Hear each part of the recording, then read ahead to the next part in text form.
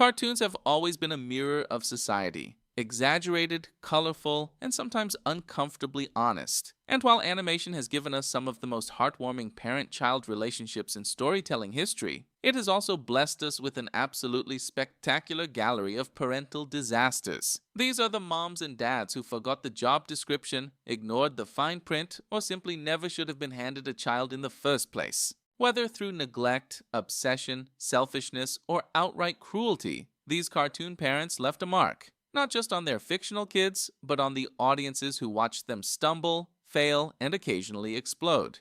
What makes them so fascinating is that their failures aren't random. Each one represents a very specific kind of broken parenting, and each one has something to say about the world we live in. So buckle up because we're counting down the 10 worst cartoon parents ever put to screen.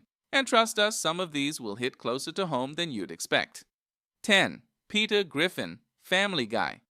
Let's start with the man who turned oblivious parenting into an art form. Peter Griffin is, at his core, a giant child trapped in the body of a middle-aged father. And that wouldn't be a problem if he weren't also responsible for 3 actual children and a talking dog. From the very first episodes of Family Guy, it becomes clear that Peter operates on a single frequency, his own amusement. His children, Meg, Chris, and Stewie, exist on the periphery of his consciousness, occasionally acknowledged when the plot demands it, but mostly ignored in favor of whatever ridiculous obsession Peter has stumbled into that week. The most disturbing part of Peter's parenting isn't the physical danger he routinely puts his kids in, though that's certainly present. It's the emotional landscape he creates in his home. Meg Griffin is the family's emotional punching bag, a role that Peter established and enthusiastically maintains. He calls her names, dismisses her dreams, mocks her appearance, and treats her basic desire for affection as an inconvenience.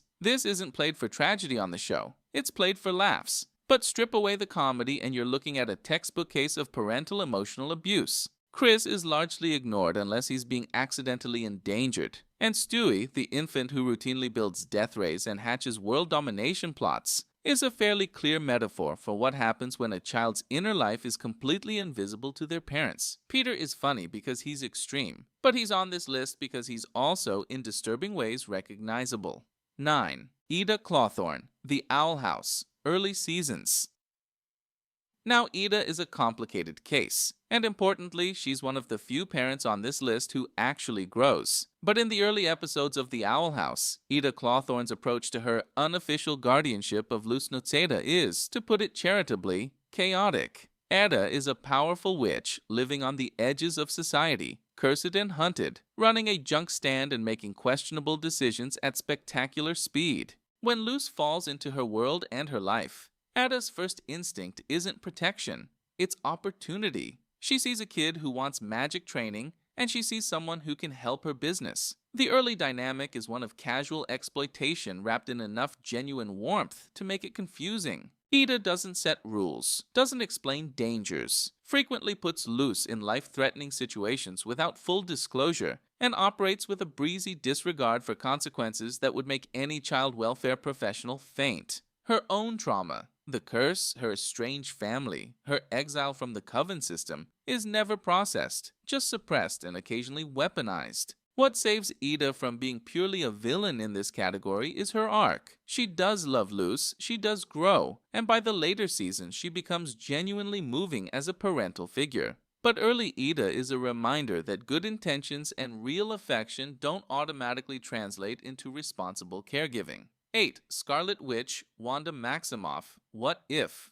And WandaVision crossing slightly into the animated realm. Wanda's portrayal across animated and quasi-animated properties earns her a spot on this list for a very specific reason. She is perhaps the most dramatic example in modern storytelling of a parent who prioritizes her own grief over the well-being of literal reality. In WandaVision, Wanda traps an entire town inside a mental prison because she cannot process her loss. She creates children, Tommy and Billy, and then crucially, she keeps them in a constructed fantasy world rather than finding a way to genuinely heal. What makes this so striking from a parenting lens is the fundamental selfishness buried inside what looks like love. Wanda doesn't create her children for their benefit. She creates them for hers. They are emotional prosthetics, filling a void rather than existing as autonomous beings with their own needs. And when the fantasy collapses, she erases them. which is in symbolic terms one of the most chilling parenting failures in animated and semi-animated storytelling. The animated What If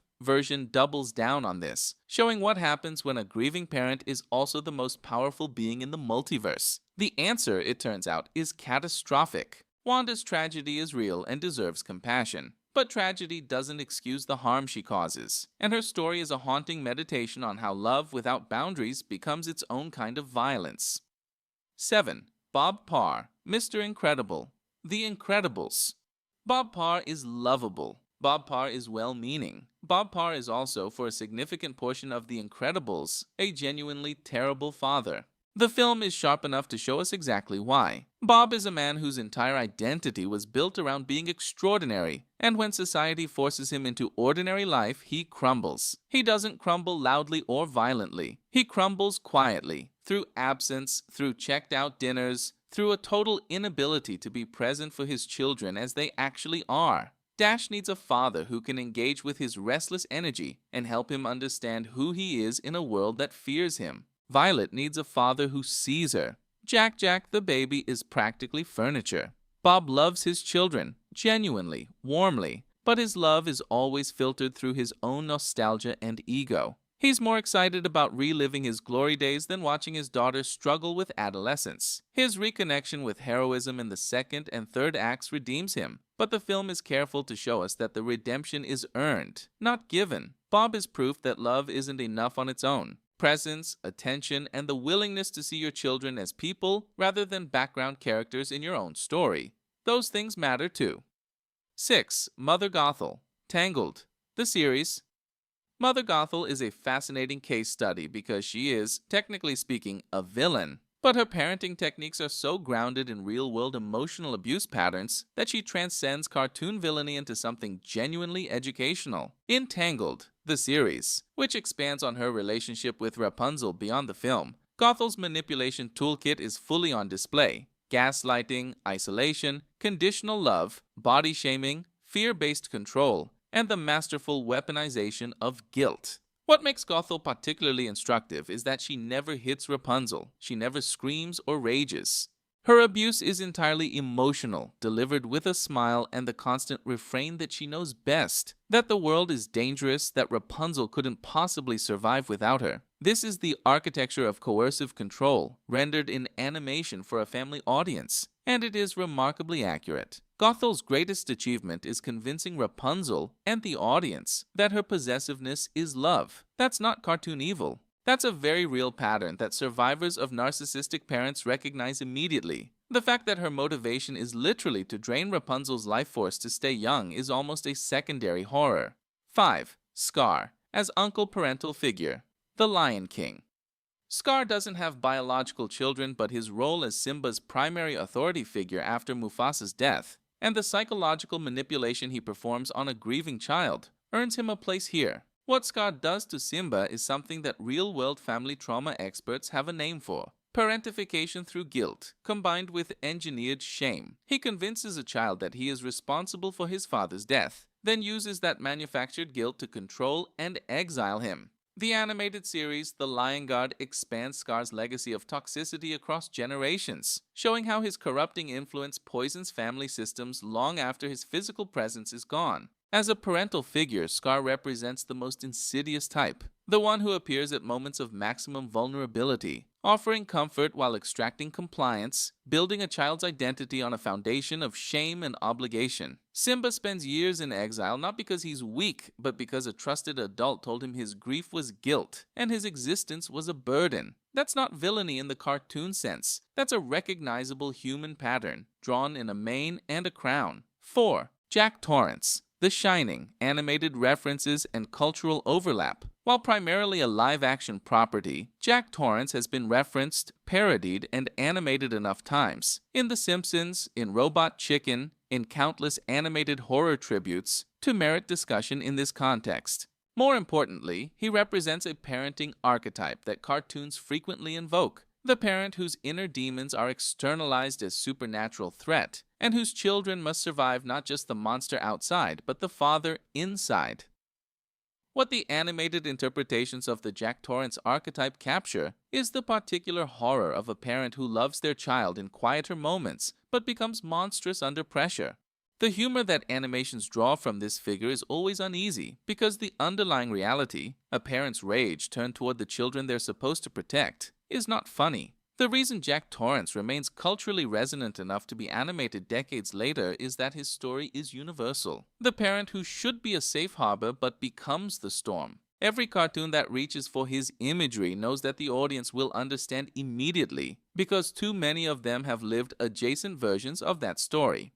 3. Ragnar, various Viking animated adaptations, and general abusive animated fathers. The archetype of the physically intimidating, emotionally unavailable father who demands achievement rather than offering love appears across dozens of animated properties, from various How to Train Your Dragon adjacent works to fantasy epics to superhero origin stories. Stoic the Vast from How to Train Your Dragon is perhaps the most humanized version of this archetype, and his arc toward reconciliation with Hiccup is genuinely moving. But before that arc, he is a father who has made his son feel fundamentally inadequate for the entirety of the boy's life. The animated father who cannot say, "I love you," who measures worth in strength and achievement, who is so armored in his own unprocessed grief and cultural expectation that he cannot see his child clearly. This figure is everywhere in animation because he is everywhere in life. What makes animated storytelling so effective at capturing him is the visual language, the physical size difference, the averted gaze, the child literally looking up and not being seen. These images communicate in seconds what would take pages of prose. And when these fathers finally break, when Stoic embraces Hiccup, when the wall comes down, the emotional release in the audience is so powerful precisely because the wound was so accurately drawn.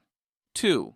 Gendo Ikari, Neon Genesis Evangelion. If there is a Mount Rushmore of terrible animated parents, Gendo Ikari is on it. The commander of Nervi and father of Shinji Ikari is, across the original series, the films, and the rebuild tetralogy, the most thoroughly documented case of parental abandonment, emotional exploitation, and weaponized grief in animation history. Gendo lost his wife Yui when Shinji was very young. His response was not to raise his son. His response was to send the child away and devote himself entirely to a plan to resurrect Yui. A plan that, as it unfolds, requires using Shinji as a psychological and physical instrument. Gendo never tells Shinji he loves him. He rarely speaks to him at all, except to issue commands. When Shinji does what Gendo needs, he receives silence. When Shinji refuses, he receives contempt. The entire architecture of Evangelion is built on what it does to a child to be raised in that particular absence. Shinji's depression, his inability to connect, his desperate need for approval, his simultaneous terror of rejection. These are not character flaws. They are the logical outputs of being Gendo Ikari's son. The rebuild films complicate this picture somewhat, gesturing toward Gendo's own brokenness in ways that don't excuse him but do contextualize him. He is not evil in the traditional sense. He is a man so consumed by his own grief that his son simply ceased to exist to him. That, in the context of this list, might be the worst thing of all. 1. The parents from Coraline.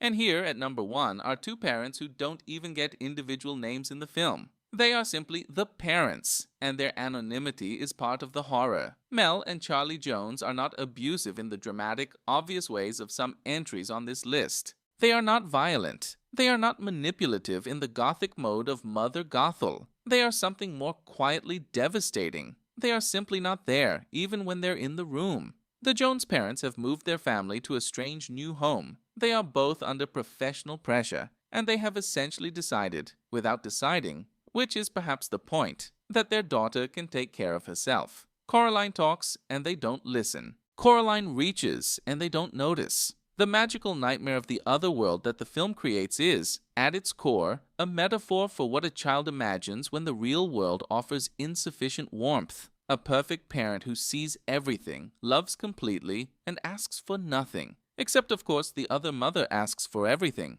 She wants Coraline's eyes, her selfhood, her reality. The horror of Coraline is that the real parents, for all their faults, are preferable to the perfect parent who consumes. But the film is honest enough to show us why the other world was tempting in the first place. Real neglect, quiet, distracted, well-meaning neglect, creates a hunger in children that magical thinking tries to fill. That's not a cartoon problem, that's a human one. What unites every parent on this list isn't malice, though some certainly have it. What unites them is a failure of attention. The failure to see the child in front of them clearly. The failure to ask what the child needs rather than what the parent needs. Animation, with its heightened visuals and exaggerated emotions, has a unique ability to make these failures visible in ways that realism sometimes cannot. We laugh at Peter Griffin, we fear Gendo Ikari, we recognize the Jones parents. And in each recognition, there's an invitation to think more carefully about what children actually need from the adults who are supposed to protect them. That's not a bad legacy for a list of cartoon villains.